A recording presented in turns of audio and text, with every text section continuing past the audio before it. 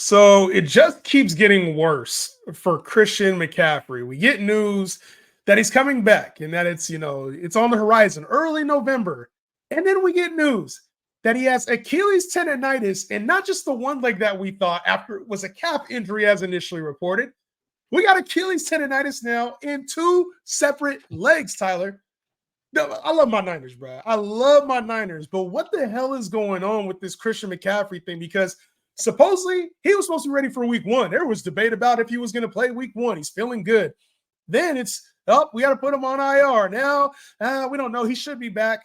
And then he goes to Germany. And we're like, shit, is he going to even play this year? He comes back again, and we're like, November should be about ready to go.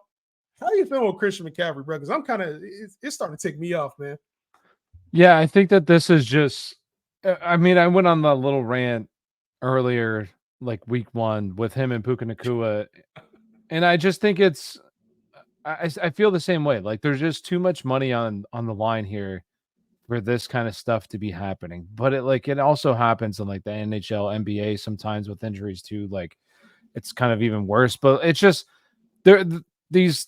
There's sports betting, there's DFS, there's fantasy, and they're profiting off of this stuff too. So it's really annoying. And for me personally, like this situation, like you said, it just keeps getting worse. I mean, in both legs now, like not only do you have to worry about one, but both have to be good to go. I don't know I'm no doctor. I don't know what the significance of a possible when guys have like ACL tears and they're coming back, a lot of times they end up injuring. I don't know if it's their hamstring or something like that. Something like that, yeah. They are at a higher risk just because the muscle's weak. So I don't know if there's like situation like this just is. It's really unfortunate if you drafted CMC this year, honestly. But who knew? It's a tough Like it's one of those situation. things. It's just nobody knew.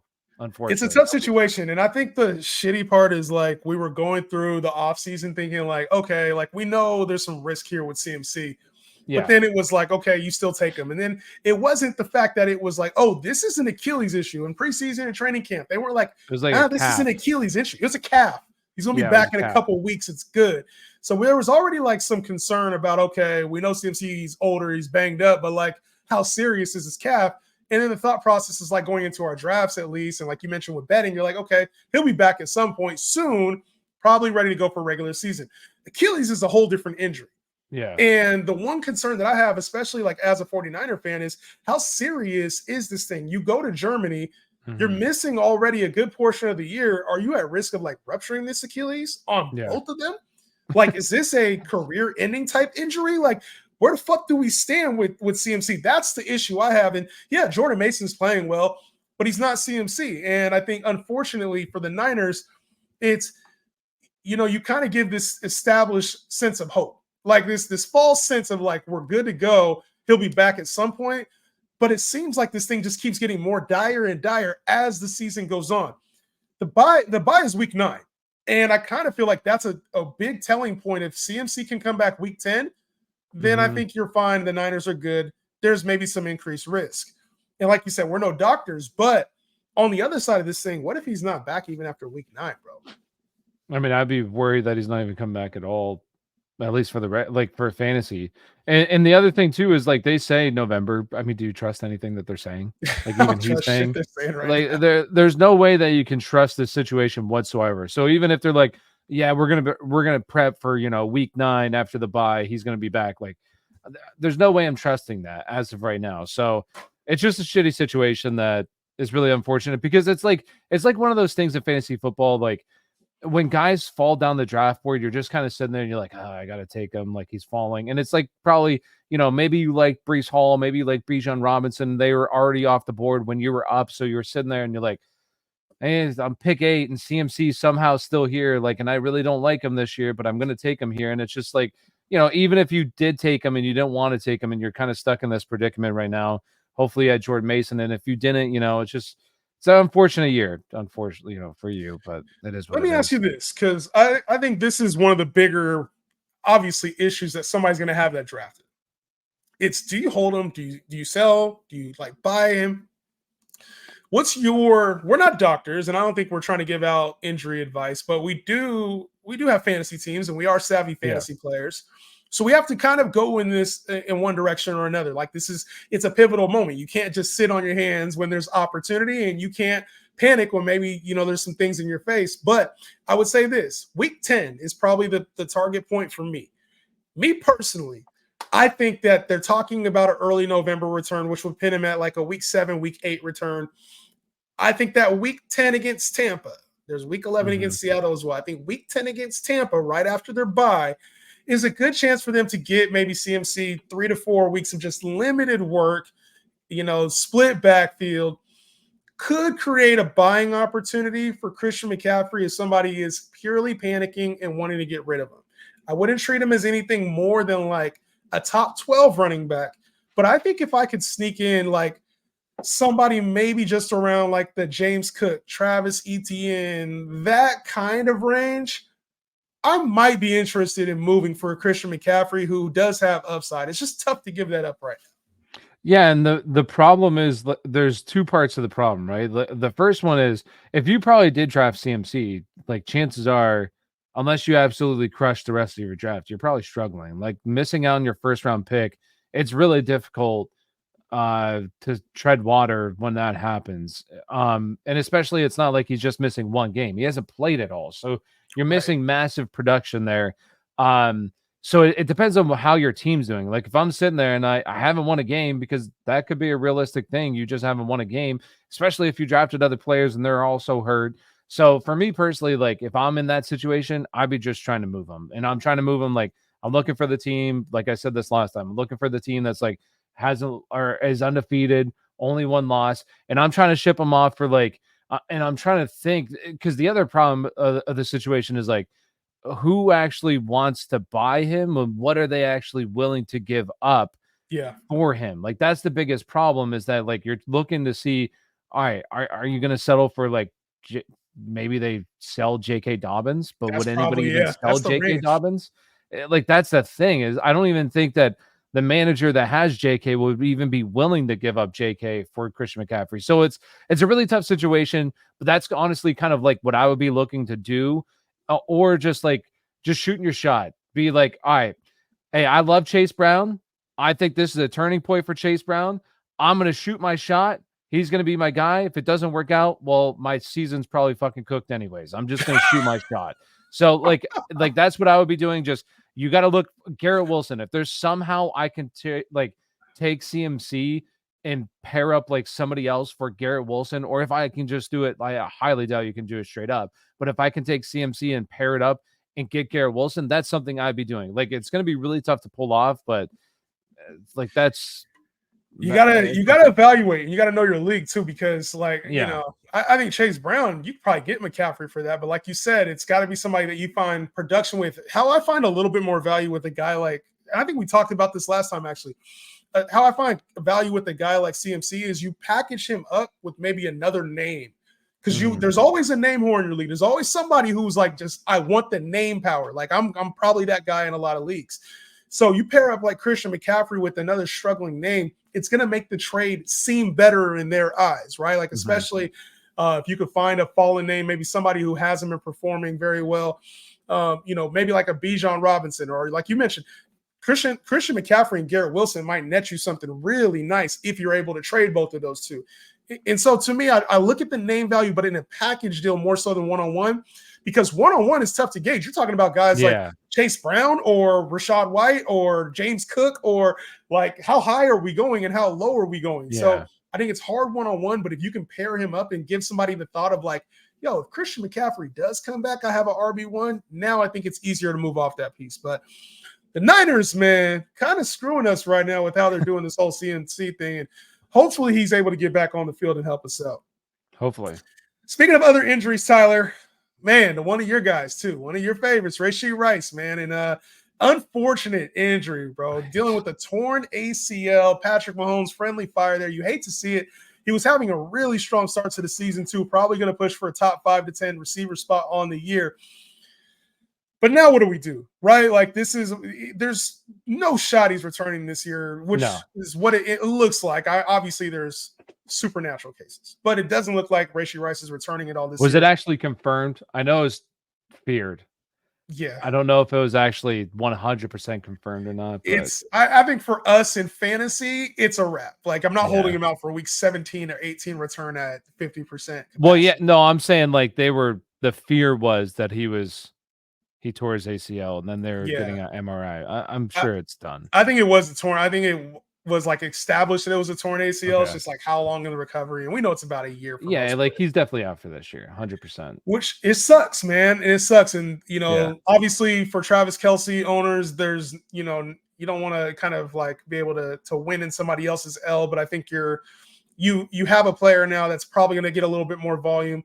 But for these other Yeah. receivers, I think that's really where like the biggest question. It sucks, but it's like some Yeah. Look, we had a guy in our chat, my boy. I don't want to put him on Oh, blast. yeah. Yeah, but like what I'm Dana, saying, yeah. you have when you find victory in somebody else's L, it's not always fun, but for Kelsey owners, you have to be No, thinking yeah, to yourself, okay, I have a little bit more value. And then as far as absolutely. receivers go, Tyler, there's a lot out there. Like it could be a plethora of options, but I think we're probably both looking at Xavier Worthy as like the Mhm. most likely candidate to get some increased role. Yeah. No, and it's really unfortunate because I had my third highest player in best ball at nearly it was like 30 some percent. It was Rashee Rice. So Oh, there goes a lot of my best ball lineups. Rip. But yeah, I mean, I was very high and I have him in so many dynasty leagues too, and it's really unfortunate. But it is what it is. Like that's fantasy football. It's the name of the game. It's football in general. It's a yeah. collision sport. Like this kind of stuff happens. And you know what's funny is that I was thinking about this, and I guarantee there is teams out there, right? And this is why, like, and I've said this before, like, you don't victory lap, like, you don't sit there admiring your team because I guarantee there is people after week one that had Tyreek Hill, Cooper Cup, and Rashee Rice. And they're probably sitting there like, oh my God, my team is, I'm going to win I'm the the ship. best. And now, week 5, you're down Rashee Rice, Cooper Cup hasn't played, and Tyreek Hill doesn't have a quarterback. Like, you're probably down bad. So, like, and that's why it's like, and I keep stressing this because I know people want to, sit here and it's week 4 and there's a, good amount of data and we can sit here and look at it.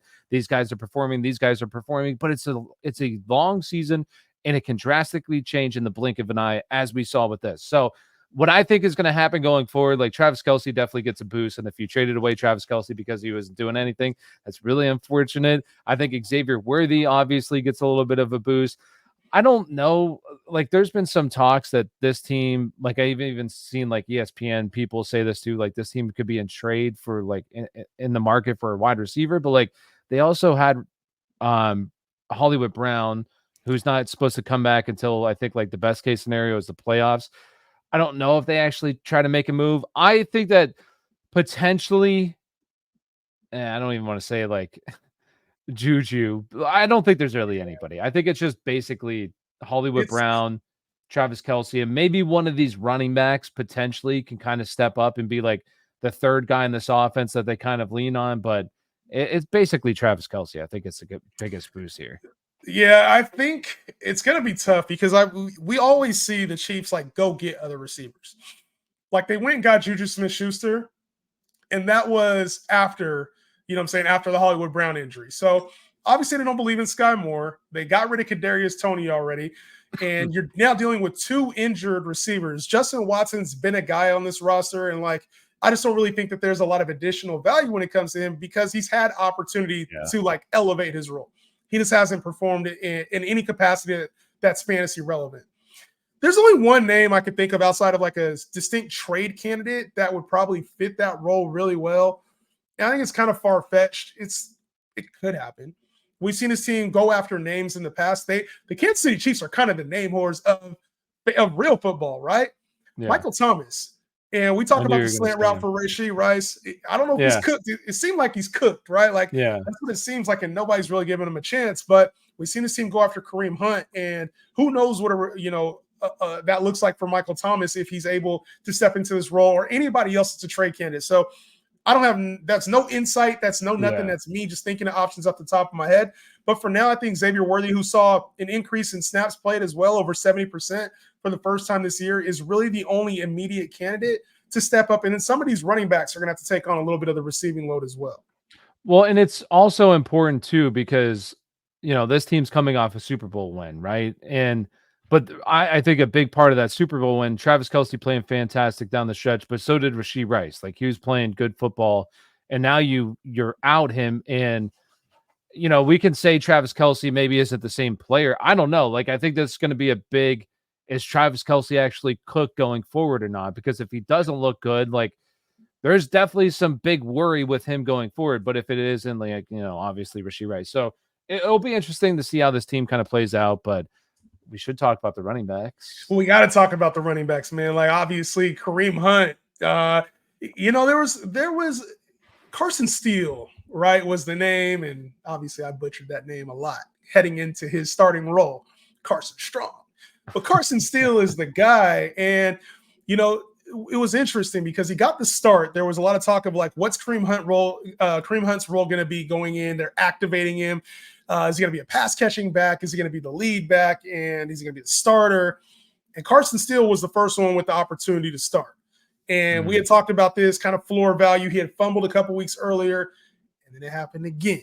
And we saw Kareem Hunt take a good percent of the carries moving forward in that game. How are you feeling on this backfield, Tyler? Because there's a sense that all three backs can be there. Clyde Edwards-Helaire is on the horizon.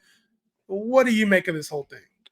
So, yeah, like you said, Carson Steele started, and then that first drive, he ended up fumbling the ball. And like in the words of Kanye West, we'll never know. Like we'll never know. So we'll see. Like I guess we'll never know. But I will say, I talked about Samaje Perine. Samaje Perine did dominate passing down work. Him and Kareem Hunt sometimes around the field together as well. So I think honestly, what's probably going to happen. Well, I don't want to say that because I do think the biggest factor is honestly CH. I don't know what this is going to do to this backfield when he comes back, because apparently he's supposed to be practicing this week. So if he does come back this week, I think that throws another wrench into whatever is happening. Because if I had to predict after this week, if CH was not coming back, I think that Kareem Hunt would basically be like the early down, basically like we talked about earlier with Carson Steele, early Isaiah Pacheco. I think that Kareem Hunt will kind of be that. Also a little bit of the receiving work, but I think that like they like Samaje Perine there. He's been there now basically every single week. Even when Pacheco was still there, like he was a little bit involved in the receiving down. So I think he's going to be kind of in that role. But we'll see. Like I don't think anybody knows, honestly. And especially when Clyde comes back, I think it's just another thing that, hey, maybe he looks like just he's the youngest back out of them. Maybe he looks the best. I don't know. So I think here the reason why I would just be more in on Kareem Hunt is it just feels like even though he played 45% of snaps, getting 15 touches, he's the only one that seems like flex worthy to me. So like he's definitely the priority. I would say like this week he's the clear waiver wire pickup. Like if he's still available. I feel like you don't bring a guy in like Kareem Hunt, kind of talk him up the way that the team has, elevate him, and then play him the way that you do.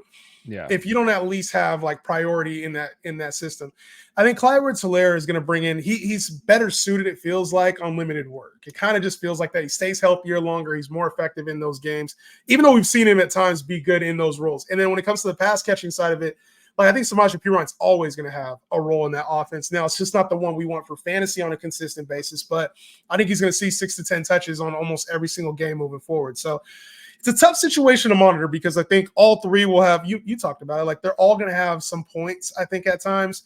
I think if I was going to roster one, it'd be Kareem Hunt, and the rest probably cut, to be honest with you. I will say one other thing too. Like this offense is going to evolve without Rashee Rice. Like this is going to be an offense that I think it's going to struggle like at times here. And maybe we'll see kind of, we talked about this the other week and mentioned it with like Chase Brown. That team was they didn't win.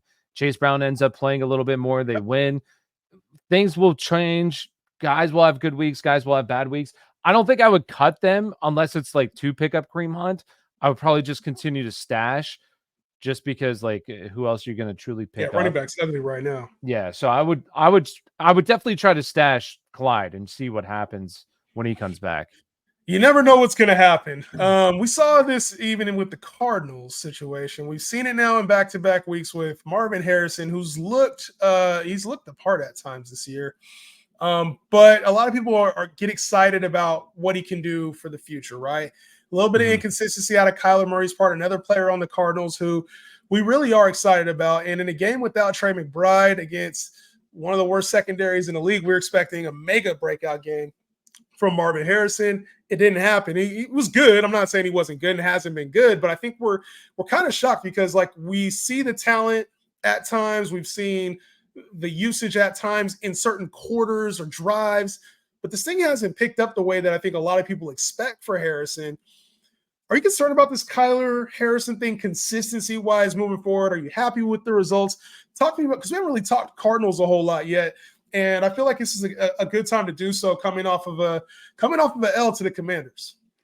Yeah, it was a bit surprising. I'm not gonna lie. Like they got smacked. I'm not concerned, and the reason why is I've always kind of viewed Marv as like more like we see it with the rookies all the time, late season type of breakouts, like really win your fantasy football leagues down the stretch. And honestly, I think week 1 was an absolute dud. But like since then, he's been pretty solid. Now has he been, like Malik Neighbors? No, because this team isn't literally feeding him the rock every single play. It's just not how it's working out. But I think he's been solid. Yes, this is a matchup that you want to see maybe him take advantage of because literally everybody else has. But like Kyler didn't play well. Now maybe that's because, I don't know, Marvin, but also I think it does affect like when you don't have a number 2 in this offense, in my opinion. You can say Michael Wilson, maybe, but like when Trey McBride's out, there's nobody else to truly take the pressure off Going of like Marv. Dortch and Michael Wilson to Yeah, try to like find your number 2. I don't think that those guys are true number 2s. You know what I mean? I think those guys are like 3s and 4s. So it's disappointing, but I'm not really that concerned. I think they'll get things going. And remember, like we always see this with rookies. It just takes a little bit of time. Like these offenses, like with him being out, Trey McBride being out, that's a big blow to this offense. That's one of their best players on the offense side of the ball that it flows through and then messes up the timing. So I'm not really that concerned, honestly. I think he'll be fine.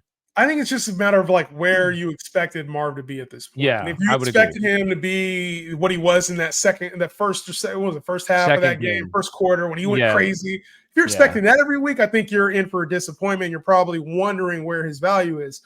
But I think it was kind of, for people who play fantasy a lot, it's like, rookies go through waves. Even a guy like Malik Neighbors, you mentioned it, he's had a hot streak. I'm sure at some point it always happens. There's a cold streak with the rookies as well. So for me, I'm not overly concerned about this offense at all. I'm not sure. I think Zay Jones is on this team too, like on his way back. I know he got suspended earlier in the year. I don't know if he's still on the roster or not. But Trey McBride was out. So you see Kyler with under 150 yards. You're like, shit, what did I draft? Like, is this good? Is this bad? I don't think there's a whole lot of reason to be worried about this Cardinals team, especially because they have one of the most fantasy-friendly playoff schedules that there is this for any quarterback, wide receiver. So I think right now you kind of got to roll with the punches as far as the inconsistency, but you talked about it. You could have a second half gem here where we're talking about a top 5 to 7 receiver. Let me ask you this, Tyler. Obviously this is fun to do now that we got a few weeks. You got to pick one of the rookies for the rest of the season. You picking Neighbors or you picking Harrison? Harrison was drafted like rounds above Neighbors. Yeah. Which one are you picking rest of the season at cost? Man, I mean, it's baseline.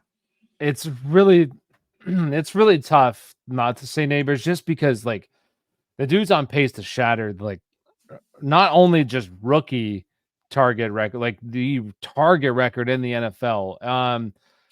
But I'm just maybe it's a hot take. I would probably go with Marv just because I think he has a better quarterback, and I think at some point like there is going to be a time, and you already saw it kind of with Malik. Like there's no way, in my opinion, that he can see 230 targets. Maybe he can and get out the year healthy. Like I think that he's going to get a bit banged up, and we already saw it. Like he had the concussion. Not saying like he's going to have a concussion every single week or anything like that, but he's at a higher risk if he's literally seeing the 1 week. I think it was like a 63% target share in week 2 or 3 of the season. Like that's ridiculous. Like that. Not even prime Cooper Kupp was seeing that high of a target share. So there's just no way like that can continue. So I'm going to go with, I think that both these guys are extremely talented, as we've seen. Like, these are two up and coming superstar wide receivers in the NFL, especially Malik. Malik looks so good, but I'm just going to trust the process. We drafted Marv because of the quarterback, and he was a little bit of a better prospect. So I'm still going to go with Marv, but I love Malik. Malik looks fantastic. I feel like I kind of have these two like neck and neck for the rest of the year. Yeah, It's I purely would agree. based on the upside, and I think Neighbors does carry. He will have some regression to the mean. I think, unfortunately, I just don't. Maybe we're wrong. Maybe we're just wrong about Daniel Jones and that he is a better Yeah, maybe, quarterback, and maybe Brian maybe. Daboll's got this thing figured out. Yeah, Like I agree that's half the 100%. issue. No, for So sure. when it comes to the Cardinals, there was a little bit of concern, but when it comes to these Eagles receiving core too, this is a tough one to gauge because we've seen Devontae Smith out now, we've seen AJ Brown out, we've seen Dallas Goedert, and we've seen Jalen Hurts turn the ball over way more than we thought he would. Are you concerned at all about the Eagles offense? Because it looks like Saquon is a safe play, right? AJ Yeah. Brown was a safe play, and I'm sure once the weapons get back, but like, are we going to have any issues with Jalen Hurts over here over the next few weeks? I want to say I have a bye coming up here very soon. This week, I'm pretty sure. This week. So Yeah. any concerns about AJ Brown coming out of there? Devontae Smith, Dallas Goedert, is he for real as a top 3 tight end right now? Like, talk to me about this receiving core for the Eagles in your opinion. So I think Dallas Goedert also got hurt in this game. I don't think Yes. he played the whole fourth quarter. So yeah, I mean, am I concerned? The one thing I would say I'm a little bit concerned with Jalen Hurts is probably the rushing touchdowns. Like, he did have a rushing touchdown this game, but Saquon looks really good. And I do think like that's going to eat into Jalen Hurts' total upside for rushing touchdowns. But I don't think Jalen Hurts, in my opinion, is one of the best quarterbacks in the NFL. I think he's like slightly overrated just because he plays with Devontae Smith and AJ Brown. Like, you're talking about some of the best weapons. And I think the other thing too that's really important is, like, we're talking about a team that struggled so bad down the stretch last year. Yeah. I think they've only won 3 of their past 10 games. Like, and the way, I forget what Jalen Hurts said after the game, like, when they were asking about him and Nick Sirianni, like, it just seems like something's off with this team. And Yeah. it just kind of like scares me a little bit, like, with Losing will how do that. Losing will do that. losing will do that. And like, they didn't just lose, they got crushed. They got dominated by the Buccaneers. Now I understand that, like, you're without your 2-star wide receivers, but still, like, this, I don't know. It doesn't feel good. Am I concerned about fantasy football though? Like, when they get back, I want to say no, but this team, like I said, really struggled down the stretch. Weren't very good offensively down the stretch last year at all. They bring in, Kellen Moore. You hope things get better. Week 1 looked pretty promising, but I don't know. I'm slightly concerned just because of how things ended last year, and it kind of seems like things are seeping into this year a little bit. But yeah, It's ugly because I'm just like, for Jalen Hurts specifically, like, we haven't seen those like 25, 30-point weeks. That's what you loved about Jalen Hurts coming into the year and what gave him like QB1 upside, like BQB1 upside. And we just haven't seen it, especially because AJ Brown has been on considerable amount of time now, and Devontae Smith's also missed some time. So I don't know if it's just the receivers that are catching up to it, or if it is the fact that like they don't have to ask him to do as much because Saquon is ripping off 50-yard runs. Like, sometimes maybe that just plays into the factor of that he doesn't have the same upside he once did. So I have concerns about Jalen Hurts, not more so from an upside standpoint of like, what are we getting Josh Allen out of him this year? Are we getting, even a Jaden Daniels out of him this year? It's like, I kind of want to tear him down to like that Kyler Murray range, maybe a little bit higher than that, but I can't tell if it's an overreaction. And so I think after this bye will give us a clear view. And one of the things I'll say is, once they've had their bye, that's an easier player to trade for as well. So keep your eye on this week. I wouldn't be trading for any of the Eagles right now, but after this week bye, if you can anticipate, like, look, this is a player I can go get a Devontae Smith for cheaper, an AJ Brown for cheaper, a Jalen Hurts for cheaper, and they've already had their bye, and then they do hit, now you have more assets on your team. So I wouldn't call them a bye this week, but after next week, after their bye, I think it might be a time to take a look at like an AJ Brown, gauge where the owner is on a Devontae Smith, and kind of use that for your benefit. And as far as the Denver Broncos go, Tyler, we have not covered the Broncos like at all. And it's like, probably a good thing. It is, but like they just came off of a pretty impressive win, and not impressive, I'd say. But they beat the Jets, a team that we probably I don't think we would have spent much time on that thinking if we were going like Jets and Broncos. Yeah. And here they are beating the Jets. And we've seen Cortland Sutton take an increased role here over the last 2 weeks. Bo Nix passed for 60 yards, and it was all to Cortland Sutton. They had negative yardage at one point. Like he had 7 completions for -7 yards at one point in the game. And you look at this running attack, like Tyler Batty was involved, and Javonte Williams. Then after the injury, Javonte, like I just have so many questions with this Denver Broncos team. Do you find any value in any player on the Denver Broncos at all for the rest of the season? I mean, 60 passing yards and 25 attempts like that. I get that they play the Jets, but oh my gosh, that's terrible. So and especially because like week 1 too, I want to say it was historically bad. It was 42 passing yards or 42 passing attempts with 138 yards. Like it's been brutal. But what I will say is like they're winning, which is nice to see that they're figuring out things to win. I think this defense is definitely legit. Like this defense has played pretty well here. They got some pieces on this defense, and so on the offense side of the ball, it just depends on like what happens with Javonte Williams. Like his role has not been consistent. They've had like 3 guys involved, but now you have Tyler Beatty, who he got Badai. I forget how they said it. I don't. There's a specific way, but he got taken off on a stretcher in this game. Like I don't know exactly like if he's going to miss any time or anything, but if it ends up being like, I just hope it's a 2 running back committee, because when you have these like 3 guys involved and they're playing 40 20%, it's a headache, and it's so difficult to try to predict what's going to happen. But Javonte Williams ended up playing like over 60% of the snaps, and he was the main guy here.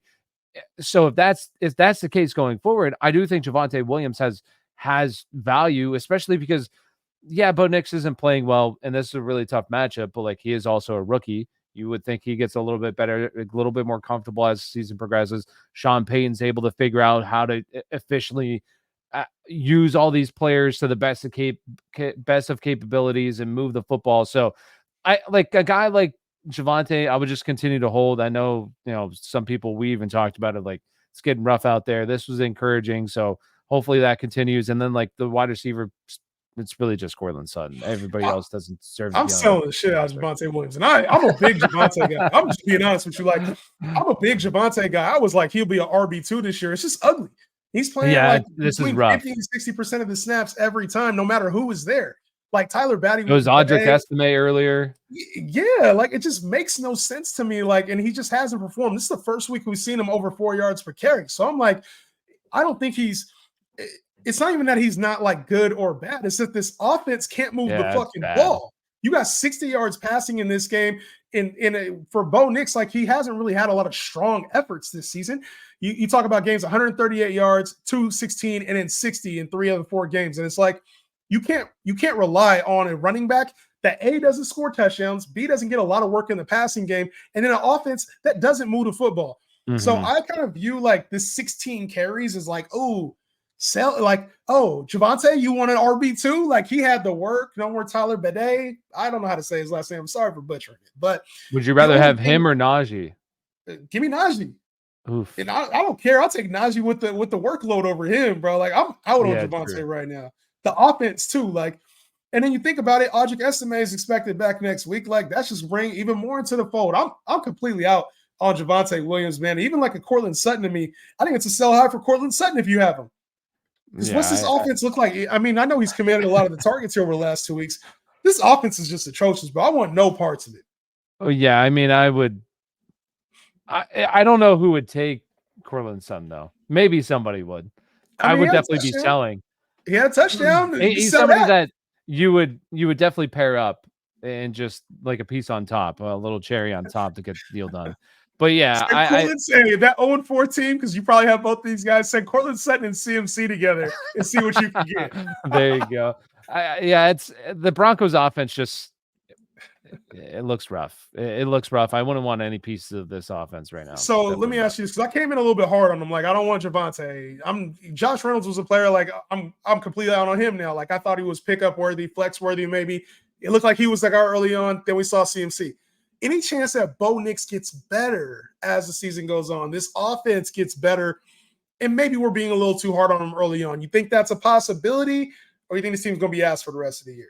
I think the hope is definitely it gets better. I think it can probably get a little bit better because there's encouraging signs. I mean, Bo Nix played, pretty well against the Tampa Bay, and Tampa Bay just blew out, Philadelphia. So I think that there's definitely hope. And this was a brutal matchup. Like, the Jets are a really good defense.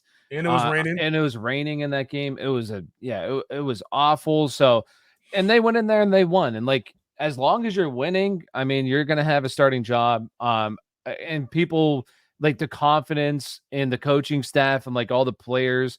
You don't see people pounding and all that kind of shit that just ruins a team that you see all the time. So I would personally just hold on to Javonte, because I don't even think that anybody wants Javonte Williams. Like, I don't know anybody that would be like, yeah, I'll take Javonte.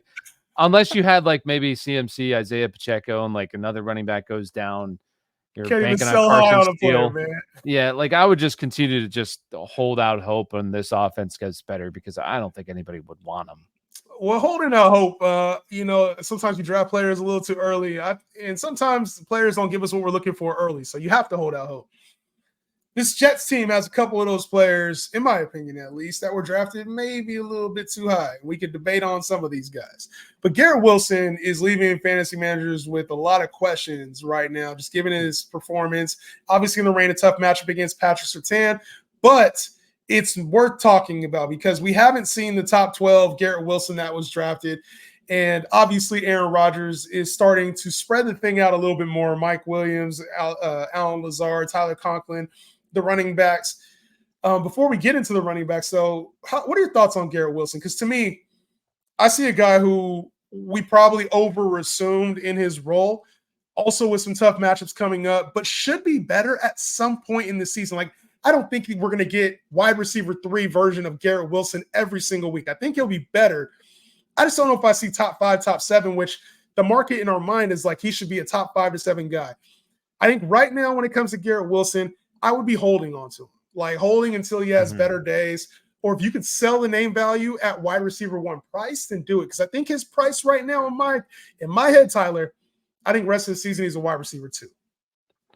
I think he's one of the best buy low people out there, personally. I think I know it hasn't been great. This is a brutal matchup too. And the other thing too is, like, it's just, I still think this offense just is not hitting its stride. And this is a really tough matchup. And I think, I don't know what their schedule's like. They get the Bills, the Steelers, but then it clears up a little bit. Ahead. They got Stephon Gilmore, you got Rasul Douglas, Joey Porter Jr., another matchup with Christian Gonzalez, and then Derek Stingley in week 9 before the Cardinals and Colts, which should be that should be like that's like, you look at that stretch of games. You get the Cardinals, you get the Colts, you get the Seahawks, you get Miami, Jacksonville, the Rams. I think it's a really good second half of the season. And for me personally, like, I just believe in the talent of Garrett Wilson. I think he's fantastic. And I think that him and Aaron Rodgers just aren't on the same page yet. And part of the reason why is, like, why is Aaron Rodgers going to go at Patrick Surtain? Like, there's no point. So, and it's not even like Garrett Wilson, I don't even think he had that bad of a day in terms of, like, going against Patrick Surtain. Like, 5 catches, 41 yards isn't awful. Like, that's not awful. I know it's awful for where he was drafted, for sure, but, like, it's not even that bad of a day in terms of, like, against this defense and how well this defense has been playing against some of these top wide receiver 1s. So I think he's a guy that's still seeing the targets. It's not like other guys are out targeting him. He's still the lead in this team, seeing the most targets, seeing the highest target share, the highest air yard share. I think it's only a matter of time until him and, like, Aaron Rodgers kind of figured things out. I'm definitely buying in on him. I think he's a wide receiver one for the rest of the So season. is this just because of your take? So like because you had him as a top 5 guy, do you think it's easy to get stuck on Takeville or where you drafted somebody? Because I kind of feel like that about Bijan for me. Like I see sometimes I have like blind optimism and I don't always I think of like the potential and I'm like, okay, Bijan, maybe he's the RB15 right now.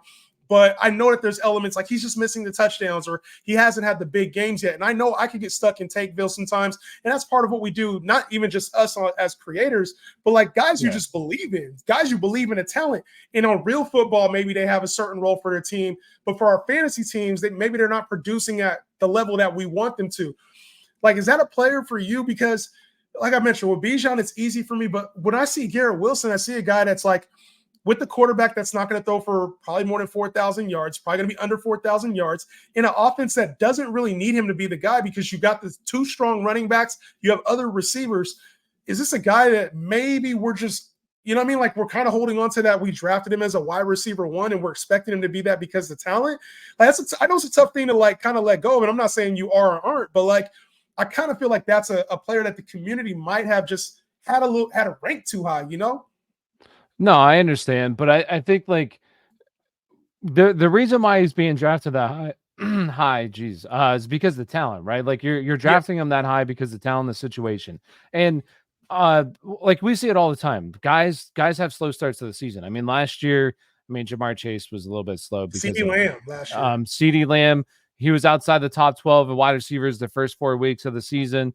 I'm sure there's even more guys that I can try to look up here really quickly while I'm trying to talk. Yeah. But like you're and the other thing too is like I I think Aaron Rodgers is gonna. I think that Aaron Rodgers will throw around 4,000 yards. Yes, and I understand what you're saying in terms of like getting stuck in takes. Like that happens a lot because you have a lot of faith in these kind of guys and you don't want to hop off the takes. But at the same time, and this kind of what I was saying earlier, right? Like you don't want to sit there and admire your team if you're 1-4 or if you're 4-0 and it's early in the season. Yeah, you probably did a great job, but it's a long season, right? Like guys will struggle, guys then explode. Like we could be talking about Garrett Wilson so differently if for the next 2 weeks he scores over 20 fantasy points in both the games. Yes. Like, so for me personally, like I'm not, yes, there comes a point when you want to hop off your take. I think that's more of like early season.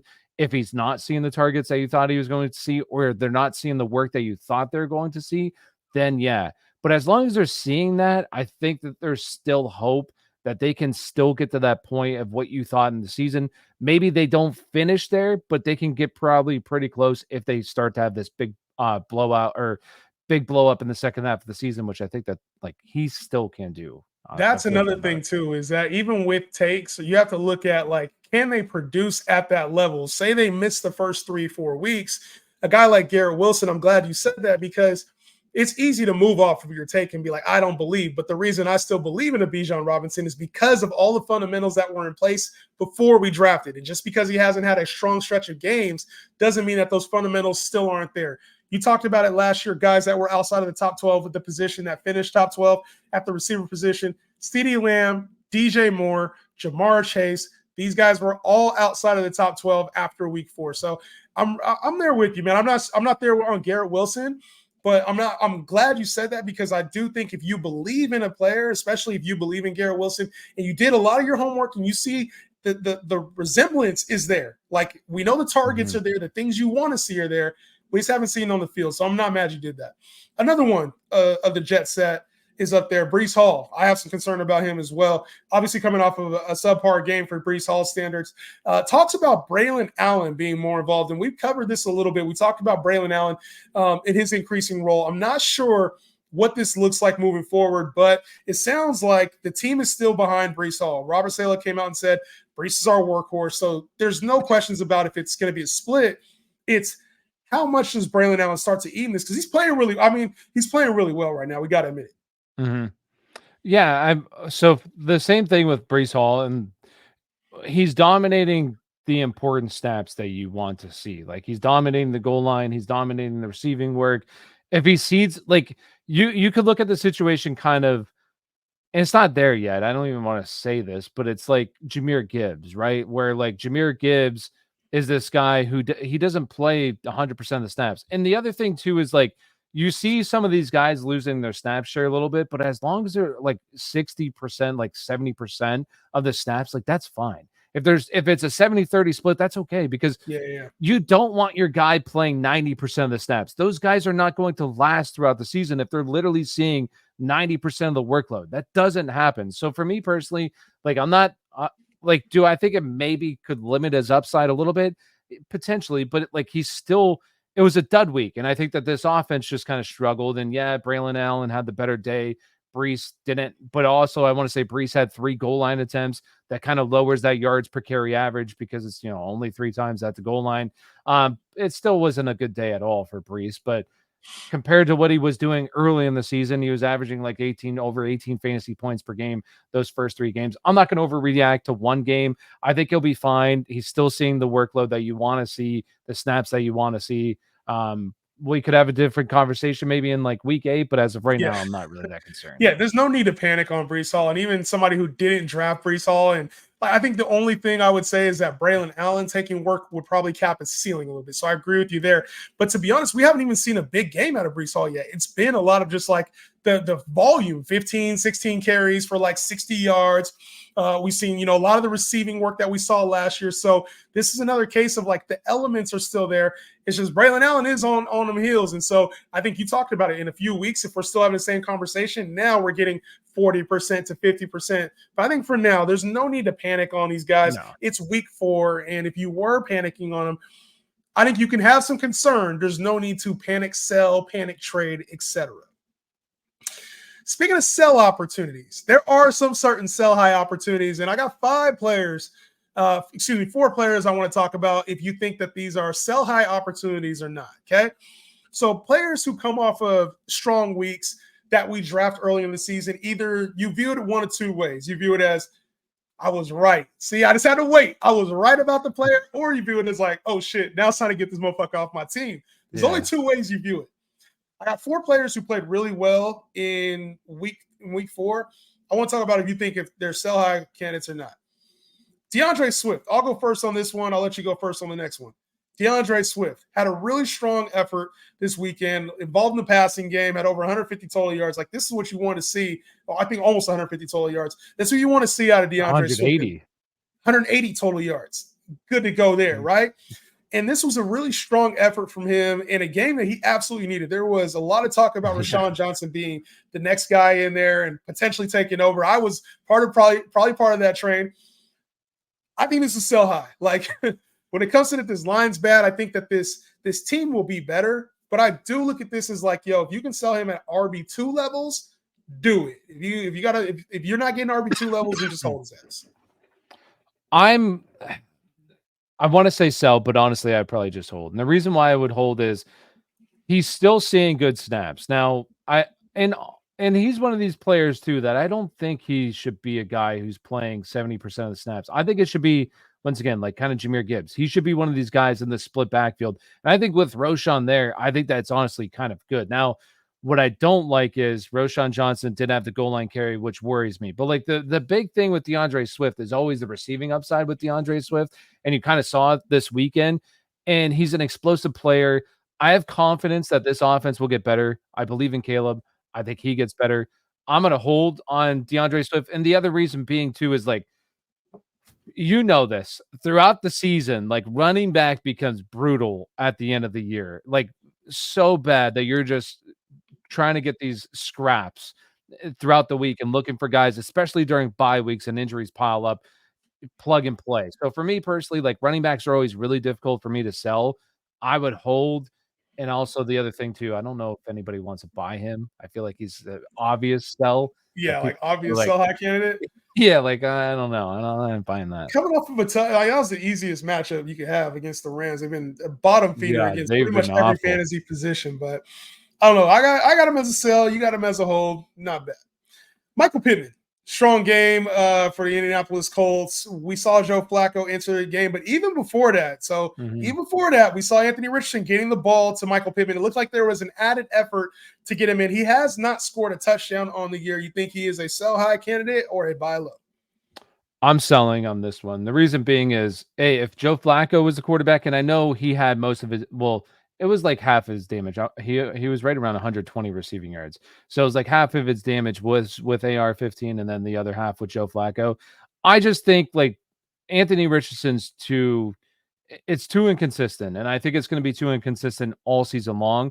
I don't view this team ever as a high volume passing offense either, which is the big problem there. And how many passing touchdowns is Anthony Richardson truly going to have this year? So for me, I wasn't very high on him this year. I think that's a good opportunity to get out if you can. I'd be selling. Michael Pittman has a brutal stretch down the fantasy playoff schedule. So I really like Michael Pittman. Man, I think he's a stud. I think he's very good. He's just an inconsistent player, and I think when you have an inconsistent quarterback, you have an inconsistent offense, it's just going to lead to inconsistency, which you don't want to have in your starting lineup. And Michael Pittman is a starter for you. If you play Michael Pittman, you have to start him. Like, he's not an option you want to keep on your bench. So, I mean, you talk about after week 5, they play Jacksonville. You got Tennessee with L'Jarius Sneed. You got Miami with Ramsey. You got Houston with Stingley. You got Minnesota with Gilmore. You got Buffalo with Rasul Douglas. You have the Jets with Sauce Gardner. You got Detroit. You have Christian Gonzalez in 13. You got bye week 14. You got Patrick Surtain in 15. L'Jarius Sneed again in 16. That is. I love you, rough. Michael Pittman, but I'm out. Yeah, that's pretty rough there. Yeah. I'm a big Michael Pittman guy, but I think I would treat him as an inconsistent wide receiver 3. And if I can move off of him after this week, I think I might take the opportunity to do so. It was bad. That's one of the guys I kind of regret talking up a little bit, because I feel like I didn't look enough into the schedule, who they were going to be playing, etc. So if you drafted Pittman and then you want to blame me, throw whatever tomatoes you want in my face. It's all good. Chuba Hubbard has played really well as of late over the last 2 games since Andy Dalton has taken over here. Is he a sell high for you in the moment? Coming off of back-to-back 100-yard games, we know Jonathan Brooks' practice window is about to open. I think he's the coaches are saying he's in the final stages of his return, which means his window should open up here in the next week or two, coming off of IR, presumably this week. How are you feeling about Chuba Hubbard? Is he a committee, buy low, sell high off of this recent performance? What are you doing?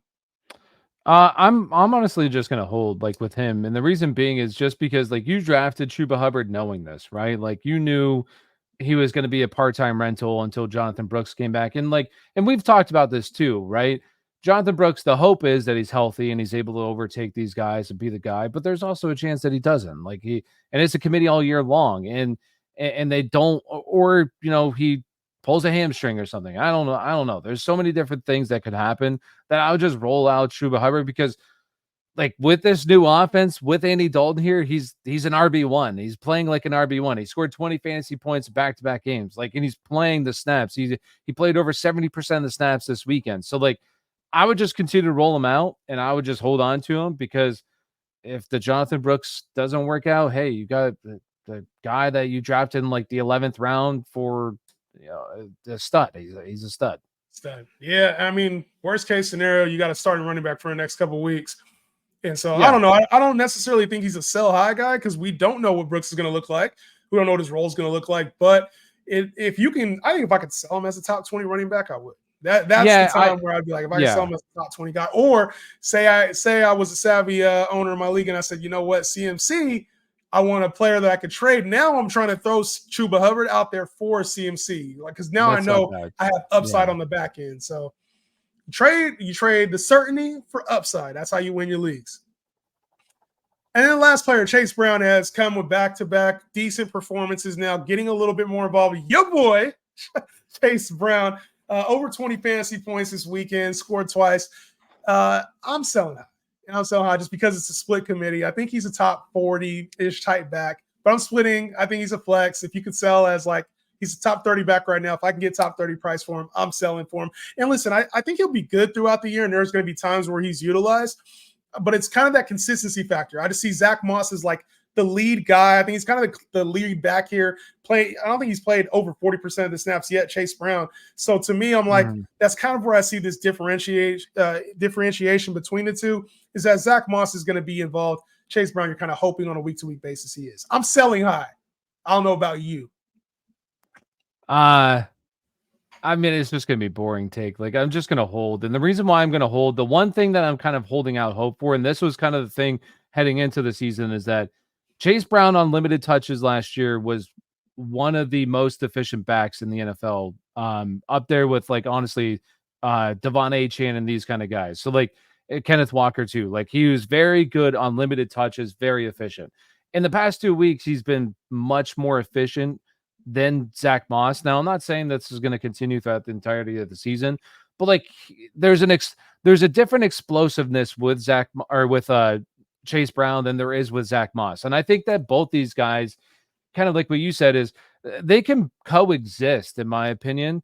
Like, this is a team that we know that there's a lot of potential with this offense, with the guys that they have, and Joe Burrow, Jamar Chase, T. Higgins. We know that there's a lot of upside. And the other thing too is, like, if one of these guys goes down, like, you're talking about a guy that's an absolute rock solid RB2 at the worst, right?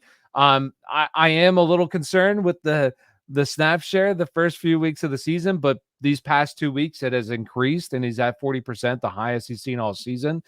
Encouraging. I would just hold out hope that that continues to rise, because I had my take on him. I'm going to continue with my take, and it's still early too, right? We're only week 4. Like, things can change, and we talked about this last week too. This team was 0-3. They played Carolina, the bad team, but all right. So who would you rather have? Yeah. You got to let me give you like 2-3 players. You rather have Chase Brown, or you rather have like DeAndre Swift?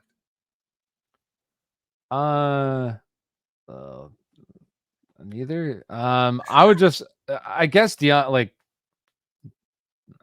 Swift, because he's at least like the perceived lead back, I would say. Would you rather have Chase Brown, or would you rather have Braylon Allen? I'd rather go with Chase. Chase Brown. Would you rather have Chase Brown or like Devin Singletary? I don't like Devin Singletary.